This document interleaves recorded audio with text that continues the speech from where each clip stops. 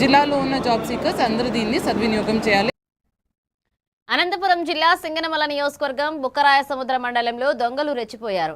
గుర్తు తెలియని వ్యక్తులు State Bank of India ATM మిషన్ను ఎత్తికెళ్లి నగదును దోచుకున్నారు. అనంతరం ఏటీఎం బాక్సును సింగనమల మండలం ఆకులేడు గ్రామ సమీపంలో పడేసి తగలపెట్టిన ఘటన సంచలనం సృష్టించింది. బుక్కరాయ సముద్రంలోని ఎస్బీఐ ఏటీఎంను లక్ష్యంగా చేసుకున్న దుండగులు రాత్రి వేళల్లో ఏటీఎం యంత్రాన్ని పూర్తిగా తీసుకువెళ్లారు. అనంతరం సింగనమల మండలం ఆకిలేడు ప్రాంతానికి తీసుకువెళ్లి నగదు ఉన్న భాగాన్ని తెరిచేందుకు ప్రయత్నించినట్లుగా తెలుస్తోంది. ఆధారాలను చెరిపివేసే ఉద్దేశంతో పెట్రోల్ పోసి ఏటీఎం బాక్సును తగలపెట్టినట్లుగా పోలీసులు అనుమానిస్తున్నారు.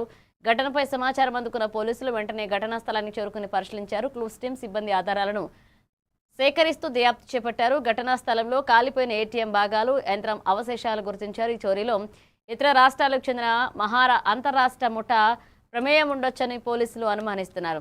సీసీటీవీ ఫుటేజీలు, సాంకేతిక ఆధారాలను ఆధారంగా దర్యాప్తును వేగవంతం చేశారు. ఈ ఘటన స్థానికంగా తీవ్ర కలకలం రేపింది.